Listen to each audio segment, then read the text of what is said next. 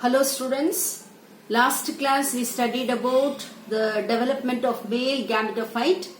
This class we are going to study about female gametophyte development, pollination, fertilization and the development of the endosperm. All this we are going to study about this class. See this picture, this is the structure of the ovule. Ovule is the megasporangium. The ovule is present within the ovary.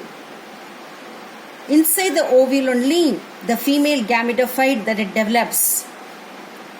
You can see here the ovule is covered by the two integuments, the outer integument and the inner integument, that with the help of the funicle, the stalk of the ovule is called as a funicle, that is attached to the placenta of the ovary. The funicle where it is attached to the ovule, this junction is called as hilum, and there is also a ridge which is called as a rapheme. So this is hilum and rapheme. Enclosing the nucellus, the nutritive tissue, outer integument, inner integument, and then it encloses the nutritive tissue. It is called as a nucellus. Embedded in the nucellus is the embryo sac. And there are two ends for the ovule. The two integuments not completely enclosing, that it leaves a small opening, and this opening is called as a micropyle. The opposite end is called as a chalazal end. So this is micropylar end and the opposite end is chalazal end. Embedded in the nucellus is the embryo sac inside. This is the structure of the ovule.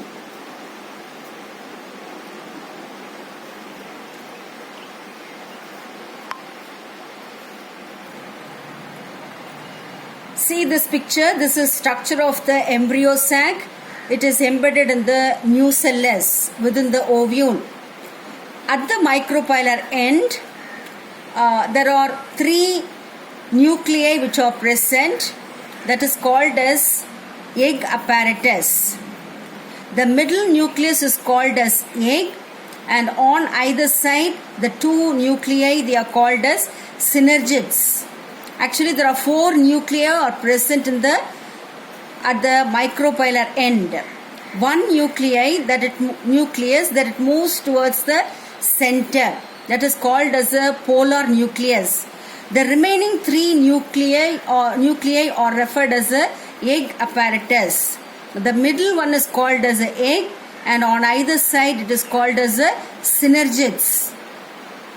And then at the chalazal end, there are three nuclei which are present. These three nuclei are referred as antipodals. Four nuclei are present at the chalazal end. One nucleus that it moves towards the center called as a polar nucleus, and the remaining three nuclei are referred as a antipodal nuclei or antipodal cell at the chalazal end. The nucleus which moves towards the center from the chalazal end and also from the micropylar end, both of them they are referred as the polar nuclei. They fuse together to form the polar nucleus. So the embryo sac is a 8 nucleated embryo sac. Okay, this fusion of the two nucleus is called as a secondary nucleus. Polar nucleus, they fuse together to form the secondary nucleus. Now the function of the synergids present at the micropylar end, synergids that it secretes chemotrophic substances, that is to attract the pollen tube, and also the synergids that it guides the pollen tube for at the time of fertilization. So where the synergids are present at the micropylar end. These synergids has got two functions. The first function, it is to attract the pollen tube at the time of pollination, and also that it directs the pollen tube to the micropylar end. That is the function of the synergids. Now we are going to study about pollination. Pollination is the transfer of pollen grains to the stigma of the flower is called as a pollination. There are two types of pollination. One is called as two types of flower, chasmogamy and clistogamy. In chasmogamy flowers, gamy means union. The flowers they open and the pollination takes place. That is called as chasmogamous flowers. Clistogamous flower, the flowers they do not open.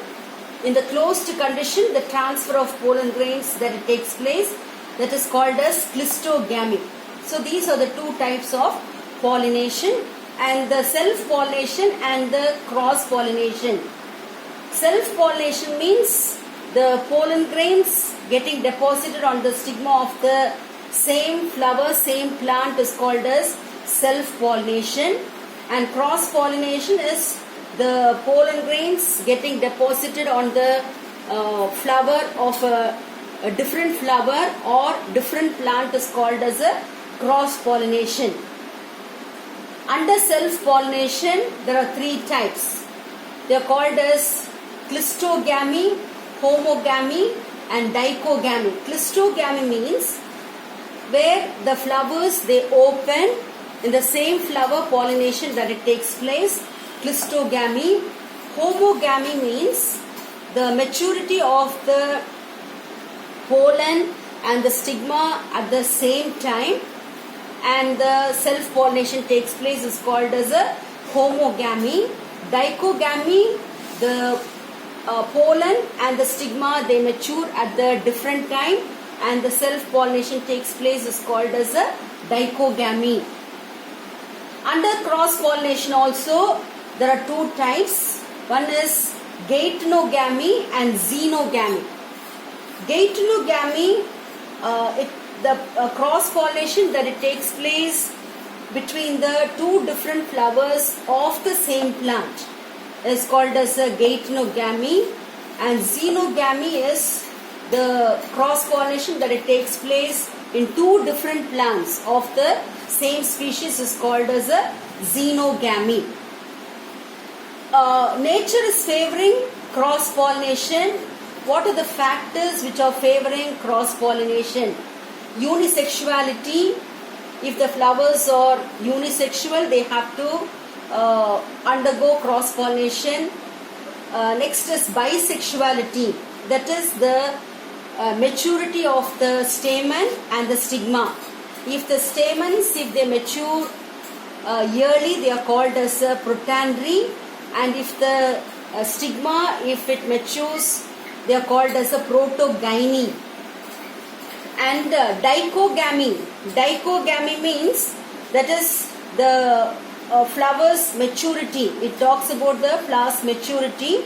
Hercogamy, the arrangement of the stamen and the stigma. The arrangement, it is hercogamy. And heterostyling, if they differ in the length of the stamen and the stigma, that it favors cross-pollination.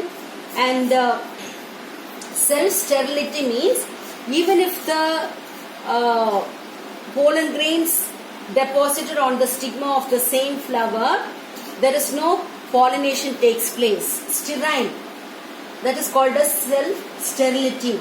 So all these are the factors favoring cross-pollination. Now, agents of pollination. Pollination through wind, by wind is called as anemophilous. Anemophilous flowers. In this anemophilous flower, if the pollination takes place, pollen grains are carried by wind. Anemophilous. Such flowers, the pollen grains are dry and enormous amount of pollen grains are produced, so that it is carried by the wind. Lot of wastages in this anemophilous pollination. Next is pollination by water is hydrophily. Hydrophily and zoophily, pollination by the animals. Ornithophily. Ornithophily means pollination by birds. Chiropterophily, pollination by bats is called as chiropterophily, and pollination by insects is called as entomophily. So these are the agents they are helping for pollination, carrying the pollen grains.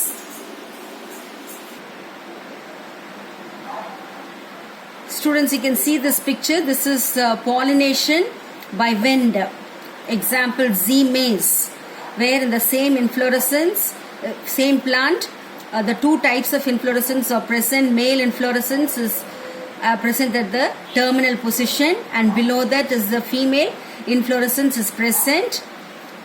When the wind, mild wind that it blows, what happens? The pollen grains are dusted on the female inflorescence. So at that time, the female inflorescence, that is the stigma, it is protruded outside. Beyond the leaf, it is protruded outside to receive the pollen grains. So pollination takes place by wind. And then hydrophily is pollination by water. There are two types under hydrophily. One is called as epihydrophily and hypohydrophily. Epihydrophily, pollination takes place at the surface of the water is called as a epihydrophily, and if pollination that it takes place under the surface of water, it is called as hypohydrophily. See this picture, pollination by water in Vallisneria plant. That is the female flowers which are exposed on the surface of the water with the help of a long stalk, coiled stalk. The female flowers come to the surface of the water, and the male flowers are released and they float on the surface of the water. So what happens? There's a depression which is created, and the male flowers, they slide and they deposit the pollen grains. So this is epihydrophily. And pollination, if it takes place under the surface of water, is called as a hypohydrophily, that it takes place in Zoostera. Next, we are going to study about the pollination which takes place in Salvia flower. Here, pollination with the help of the insect. In Salvia flower, lever mechanism is seen. That is, this flower is protandrous flower. That is the maturity of the anther, that it takes place earlier than that of stigma. What happens? It has got the anther, the style, the stamen has got a sterile part as well as the fertile part. You can see in the picture that the insect is visiting the flower. It sits on the lower jaw of the flower.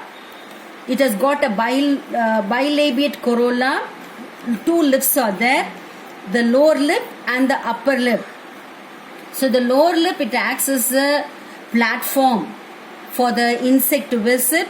When the insect sits on the lower lip, due to the pressure exerted, the upper lip that it bends, and the head of the insect, when it touches the stamen, the sterile part of the stamen, the fertile part of the stamen is protruded outside. The pollen grains are collected by the back of the insect, getting deposited on the back of the insect. So this is how the insect is playing a role for pollination in Salvia. It is referred as a lever mechanism. You can see this picture for fertilization. Fertilization is the union of the male and the female gamete. In plants, the fertilization is double fertilization. It is called as a triple fusion. So in pollination, we have seen about the self-pollination. It has got both advantages and disadvantages, and the cross-pollination also has got more advantages and a few disadvantages. Because of cross-pollination, new varieties of plants can be produced. So one of the significance of pollination, that it helps for, it is a prerequisite for fertilization. It helps for the male and the female gamete to come together, and helps for formation of new species, new varieties because of the cross pollination. Now this is the event of fertilization. Double fertilization that it takes place in plants. You can see in this picture where the pollen grains, microspores deposited on the stigma of the flower, and the pollen grains, they germinate and they produce the pollen tube having the two male gametes with the tube nucleus, the pollen tube that it passes through the style, and then it enters into the ovary. So when it enters into the ovary through the micropylar end, the pollen tube it enters, and the male gametophyte it is released. The male gametes are released into the ovule. So this is the event of fertilization. You can see in this picture the pollen tube is entering through the micropylar end, which is carrying the two male gametes, and the tube nucleus that it disappears. The two male gametes are released. One of the male gamete that it fuses with the egg, and the other male gamete that it fuses with the secondary nucleus. So the fusion of the male gamete with the egg that it develops into zygote, and then the fusion of the another male gamete with the secondary nucleus that it develops into endosperm. So the same picture is explained here. Zygote, it is a diploid zygote, and you can see here it is the endosperm. So male gamete N with the secondary nucleus 2N, 3N endosperm is formed, and diploid zygote is formed at the end of fertilization. So this type of fertilization in plant is called as a double fertilization. This is otherwise called as a triple fusion, because diploid zygote is formed and primary endosperm nucleus is formed. This is the act of fertilization.